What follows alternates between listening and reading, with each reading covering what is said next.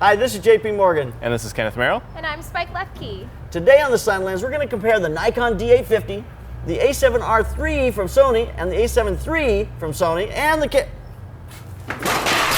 Nikon D850, a7R III, and a7 III. Let's get started, see what we can do.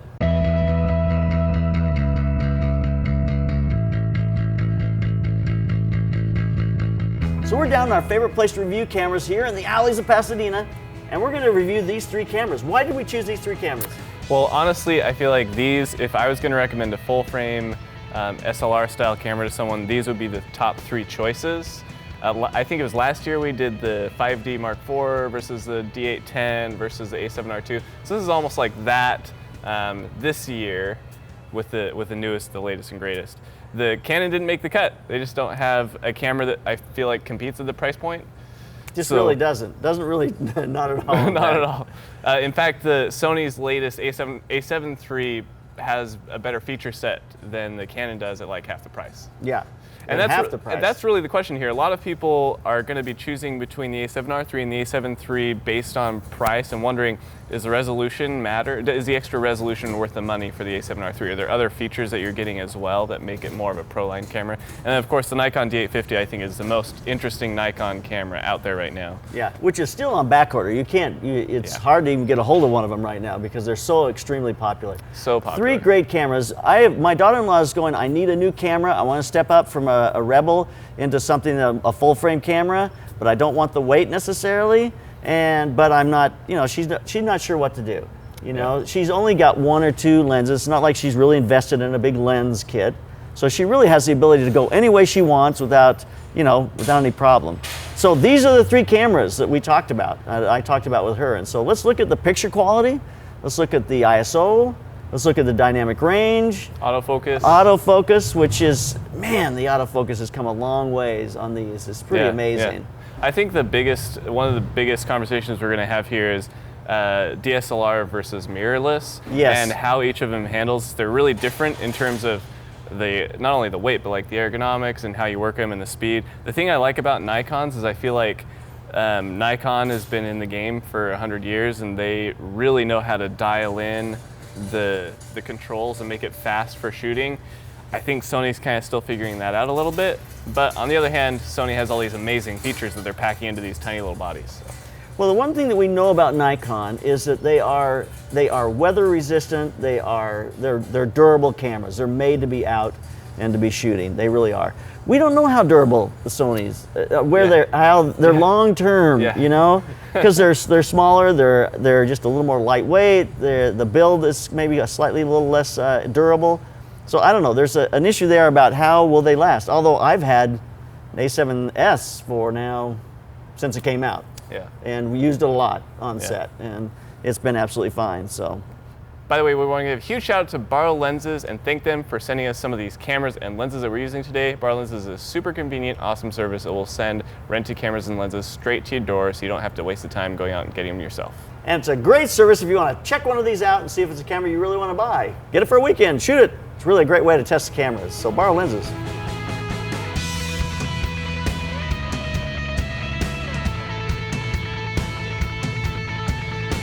So we're starting with our autofocus test, which is really, we have Spike walking towards us. I'm on the a7 III, and we got that eye detection, so it's really tracking her eye. Sometimes it's jumping to her face and then to her eye, but we'll take a look and see what those images look like. It looks pretty effective. I mean, I'm certainly buffering out as she walks this distance, and by the end it's kind of dragging, the frames are a little slower, but it's pulling the focus right to where she gets right up in the camera. It's following her all the way in, which is pretty nice. The Nikon has face detection, but it doesn't have the eye focus, so I'm very curious to see if the eye focus on the Sony makes a huge difference. Both the Sony bodies have it, the Nikon doesn't, so I'm wondering if it really gives the Sonys an edge in the autofocus game. So we're shooting pretty wide open. It's 2.8. It's not as wide as this lens goes. It's a 1.8 lens, so we're shooting at 2.8 at 500th of a second at 200 ISO. So it gives us, it should be a really clean image, and at 500th of a second, it should be sharp. It should just be a matter of whether or not the focus can catch it. Yeah.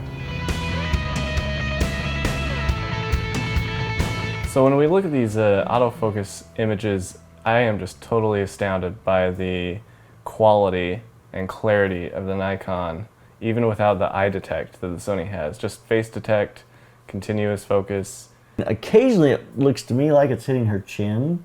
Yeah. A little more than her eyes. It's maybe slightly forward. But, I mean, just ever so slightly. Ever so slight. But the Nikon did fabulous. The A7R III did not do quite as well. It lost a few surprisingly to me when she got up really close. Yeah, it seems like where the eye tracking would have the biggest target. Yeah. Just really disappointed. But when it hit it, boy, it's sharp. It's really sharp. Yeah, super sharp. I mean, again, we're looking at, what, 37 frames and 5 or 6 were unused. We'll see maybe 1/7 of the photos were out of focus compared to, 1/14th, 1/15th of the Nikons. There's no optical low pass filter on these Sonys, and so when it's sharp, it's really sharp. This is one I'm super interested in. I mean, this is the latest and greatest. Everything seems to do pretty well on these when you're at full body. Then we start making that transition into looking sharp all the way through. It seems like it's just looking really good. Yeah, boy, this is almost performing the best of all of them. Yeah, the A7 III performs really well. Extremely well. I would say better than the A7R III, and probably right on par with the Nikon. Yep, they seem to be head-to-head, the Nikon. So we're about to do our resolution test to really look at the image quality on each of these three cameras. So we have 3 different quality settings here. The Nikon and the A7R III are pretty close. Not that different. It's 45.7 versus 42, pretty close. Yeah, but it's 24 on the A7 III. Mm-hmm. This may be the deciding factor for all you people that are trying to decide between the Sony a7R III and the a7 III, is that resolution. So we have a nice close-up shot, and we're gonna, punch into her eye, see the Then we'll blow that up to 100%, 200%, 400%, and just really see what that looks like. Yeah. If you're doing landscape, this could be a big deal. You know, if you're blowing things up, doing kind of fashion things as well, it can be a big deal. Honestly, there aren't a ton of applications where I don't see more resolution being a real benefit. That's true. You know what? Forget the resolution. It doesn't really matter.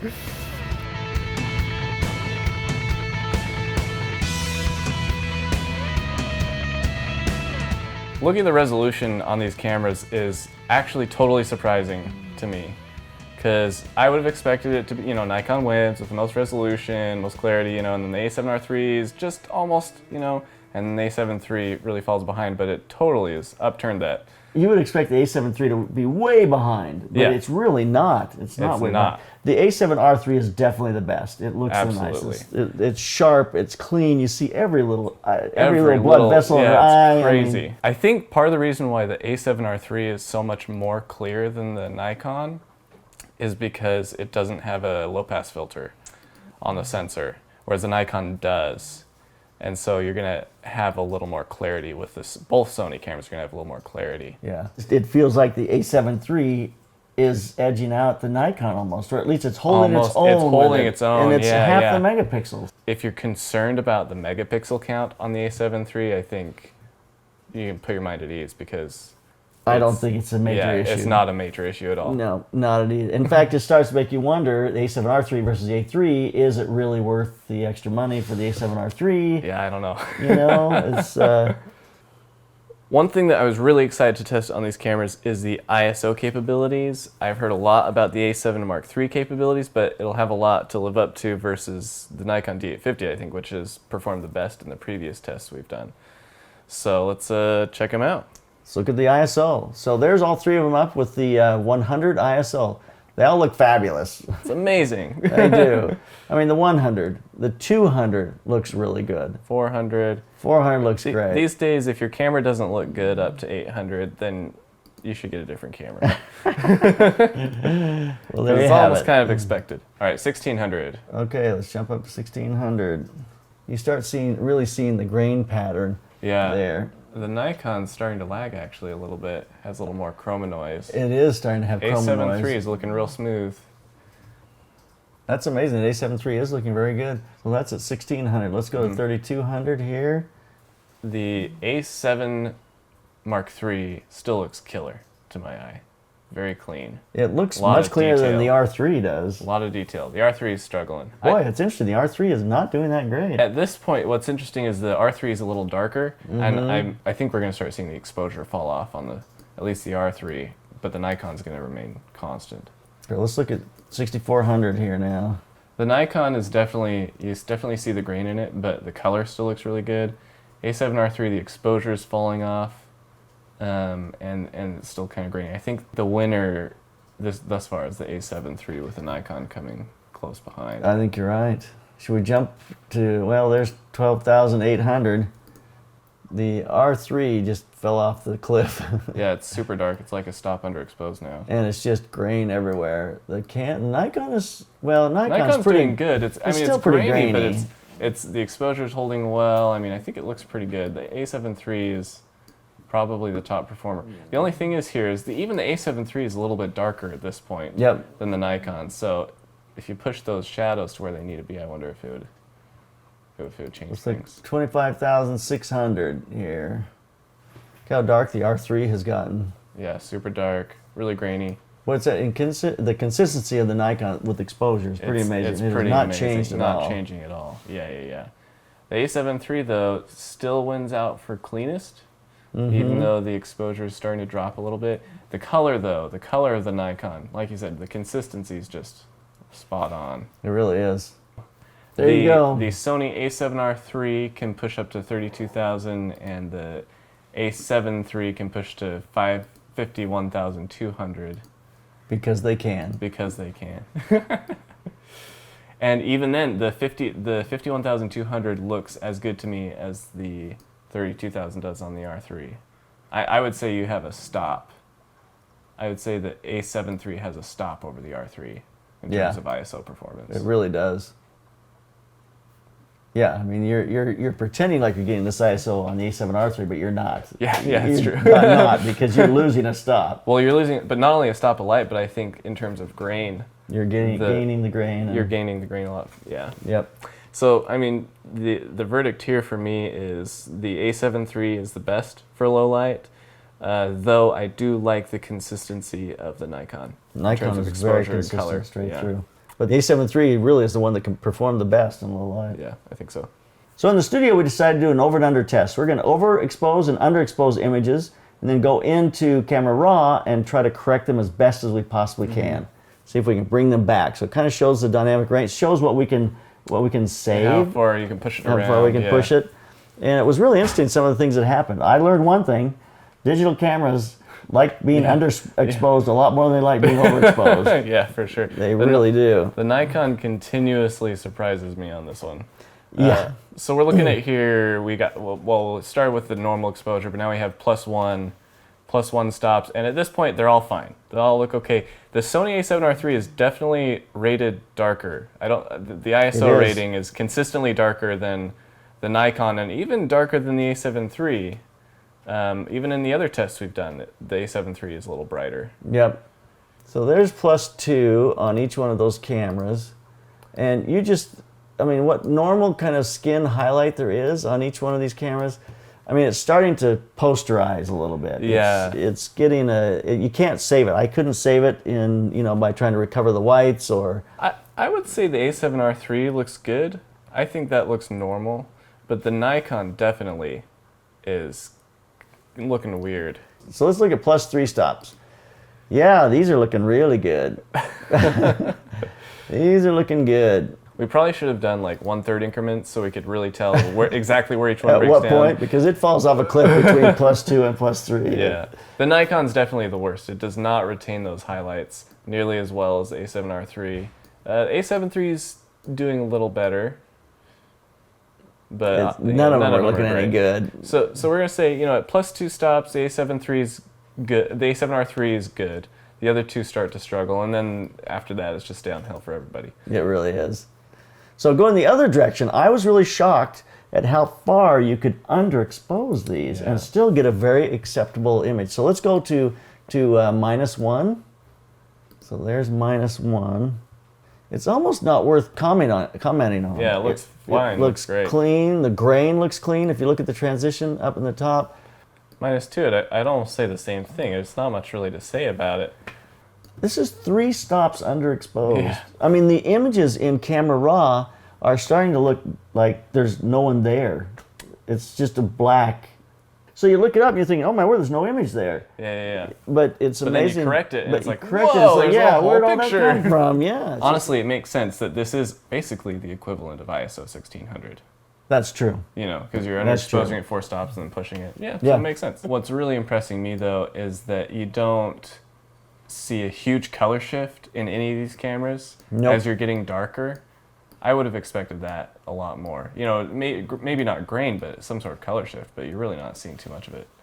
Well, you certainly saw it in the overexposed a whole lot faster. Yeah, it just goes like orange. Color goes crazy, but underexposed, not so much.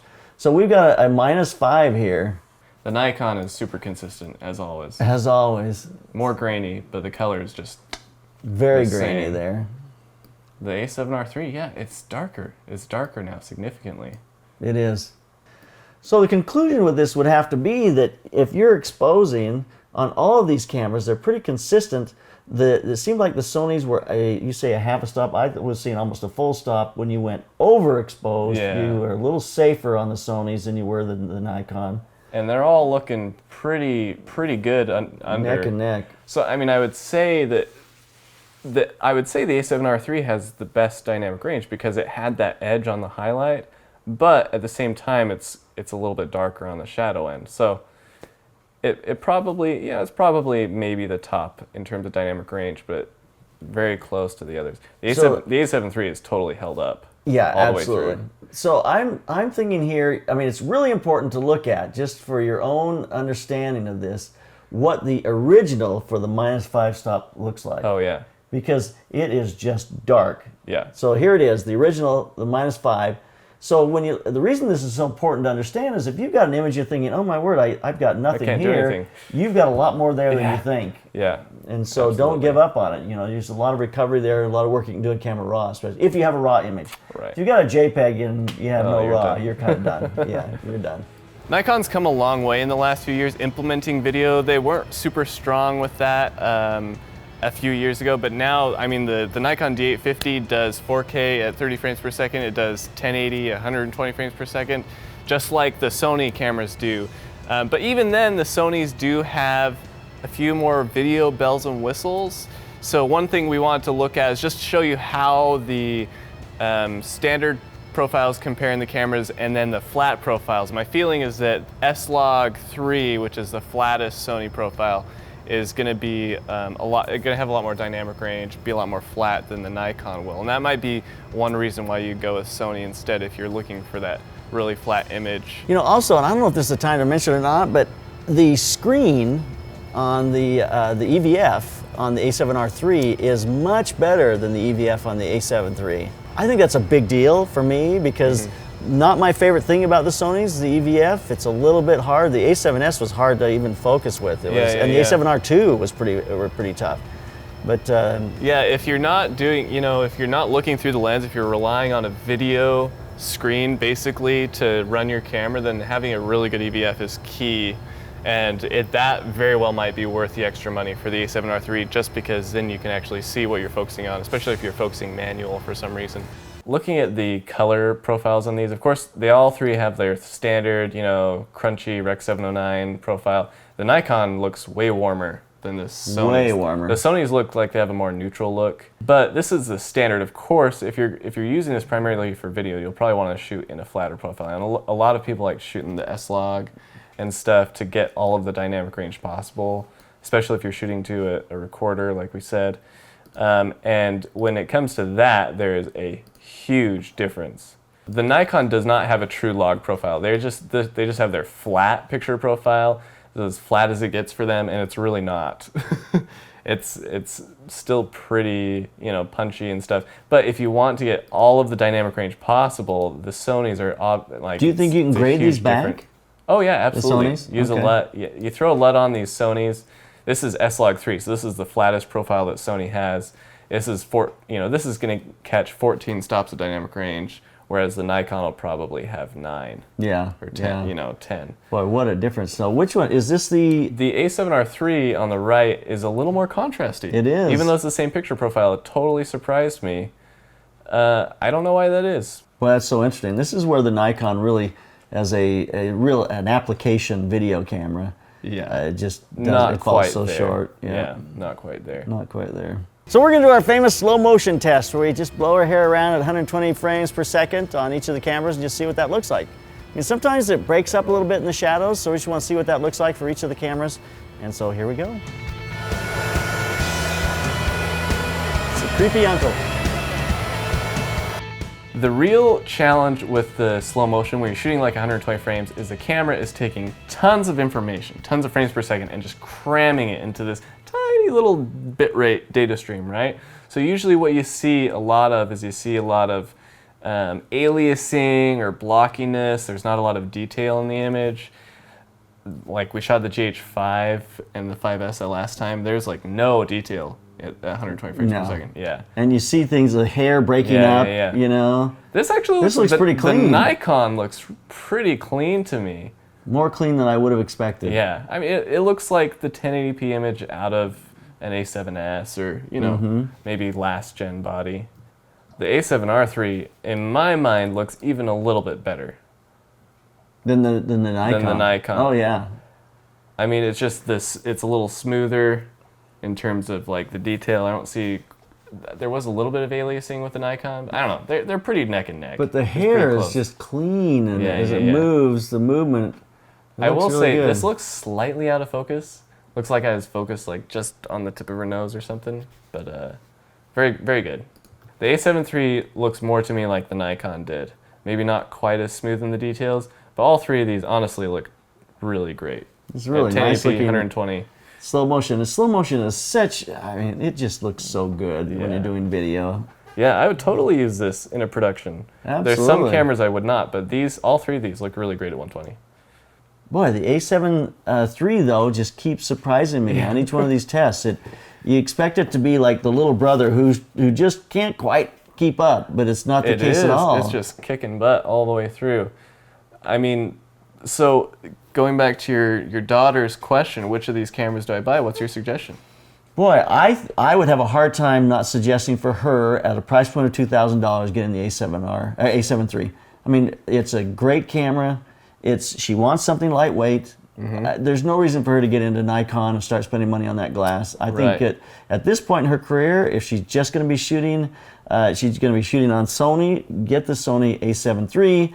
Get some glass, you know, get a nice 50 millimeter, you know, 1.8 lens. Do they have one, G Master?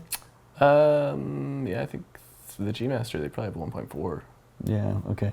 So get a 50 millimeter 1.4 G Master lens, get a 2470, you know, or I'd say almost for what she does, a 50 millimeter 1.4 and a 70-200. Oh, right. You know, and I think you're ready to go. It is interesting though, when you take these really lightweight cameras and you put a G Master lens on them, they are not lightweight cameras anymore. Yeah, it's true. I actually saw someone do a comparison where the G Master lenses are consistently larger than your L series lenses or your Nikkor lenses. Yeah, yeah. So you kind of, what you gain, you think you gain, you lose.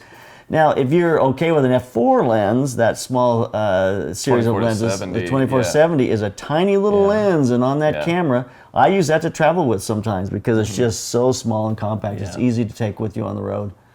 But I would have to say, I don't think there's reason for her to spend the money for the A7R III. I just don't think there's a reason. I think the A7 III is a better camera for her, and first, you know, venture into a mirrorless, I think it's a good place to start. I mean, I think between these three, well, first of all, between the Sonys, I think the A7R III is only better in resolution, and it has a slight edge in color rendition, I think, and slight edge in dynamic range. But I don't think it kept up, which was really upsetting to me because I have an A7R III. I don't think it kept up in the autofocus with the A7 III. Yeah, the A7 III is really great with the autofocus. It really was in the tests that we did. It was on and did not lose that many. The Nikon was super on as well. I was very, very impressive. But the A7R III kind of fell out a little bit, and that was discouraging. And the A7 III, I also think it has the edge in low light by a stop, like we said. You know, it really does. So not only is it keeping up with the big boys, but it's actually beating them out in a couple categories, which really makes me think $2,000 for that guy might be the decision for most people. Yeah. So looking at this, I would guess, if I were to tell the future, that you're going to see an A9 version. It's going to incorporate some of these new technology, and you'll see an A7R or an A7S2 or 3. A7S3 that's going to show you some of these autofocus features with a little better sensor. I think we'll see some of that, even stronger. I would love to see them redo the A7R R3, but they've just done it. So at some point, these are going to collapse on themselves, and there's no reason to have 3 cameras. Yeah, I agree. It just doesn't make any sense. The Nikon, I think the Nikon definitely kept pace. You know, you go to a Sony convention, they'll tell you about how Sony is the best thing in the world. I think the Nikon did really well. It was I think it was definitely struggling to keep up in terms of the feature set, and so the A7 III is really punching above its weight. But the Nikon still, if you're a professional photographer that just needs to count on your gear, across the ISO range, across everything, the Nikon was super consistent, and so you know exactly what you're getting no matter what you're shooting, which I think is a huge asset for those guys. Plus, the Nikon body is so robust. That's the thing. It's not indestructible, but it's very, very durable. Yeah. Some things that Sony has done to get themselves into the category that makes them competitive like this is the battery life. Yeah. That new battery has made it so that these feel more like a professional camera now, because you have enough battery life to really be able to work with them and not have them just die constantly. I think that's made a big difference. I think the autofocus features. I think there's no wonder in my mind why these are the 3 most popular cameras in this kind of crossover video or just still photography kind of category. So these are the cameras people are choosing right now, one of these 3. Definitely. I would say if I was going to buy one of these 3 cameras tomorrow, it would probably be the A7 III. Yeah. Just for the price. For the price to performance alone, even though I still like the DSLR, I like handling the Nikon a lot more than I like the Sony, just in terms of how it functions. And the menus. And stuff. It's so much more simple and easy to use. But I would rather spend that extra $1,200, $1,300 on glass. Yeah, which makes a lot of sense, and especially if you get a Tamron. Tamron's just coming out with a 28-75, I think it is. Series lens now. Oh, wow. So that'll be a new entry there. We'll see a lot more of those kinds of other lens companies giving aftermarket lenses for these. The E-mount. Yeah, the E-mount. It's become, the new kind of future. It's been a hard thing because even with some of my, things I'm shooting, like myops, or, it's like they've all are now arriving with triggers for the Sony, and that was not the case, 4 or 5 years ago. Sony was kind of on the outside looking in. I will say, if Nikon can somehow pull off a miracle and make a $2,000 camera that performs as well as this, I might be interested. So there you have it. Leave some comments. We want to hear what you're thinking. Tell us what you think we did right. Tell us what you think we can do better next time. Comment about your feelings about these 3 cameras, if you've got them, how you like using them. Just get our comments going. Helps everyone learns from the comments and the things that people include in that area of the video, so you can kind of get an idea of what everyone else is facing and what they're doing. So leave some comments. So follow us on Instagram, like us on Facebook, and follow us on here at the Slanted Lens. So keep those cameras rolling. And keep on clicking. Hi, this is JP Morgan, and it's spring here in the Slanted Lens. You know how I can tell it's spring in the Slanted Lens? Because I have my bicycle shirt on. I like to put my bicycle shirt on when springtime comes, because now it's time to get out and ride my bike. It is springtime, and it also brings up another issue. We are allowing our audience to translate our videos into other languages, specifically Spanish. At the bottom of each one of our videos, there's 3 little dots. Click on that, and it shows you a translation. Click on the translation, and it takes you to where you can enter the language. Spanish is what we're concentrating on. Go to the Spanish, and it shows you the closed caption. You don't have to sit there and translate each line listening to me and then try to write that down or translate it into the lesson. No, you look at the closed caption, line by line, it's already written out, and just simply translate it. We're asking our audience to come and join us and translate our videos so we can get them into Spanish language. We want the Spanish speakers of the world to have the Slanted Lens at their fingertips. We'll see who's translating and who's becoming a top contributor here at the Slanted Lens, and we'll give you a shout out. We may even give you more than that. So get over and start translating. Help us to get the Slanted Lens material into the Spanish language.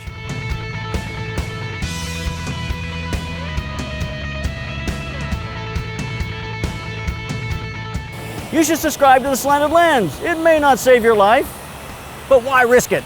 Just push that button right there.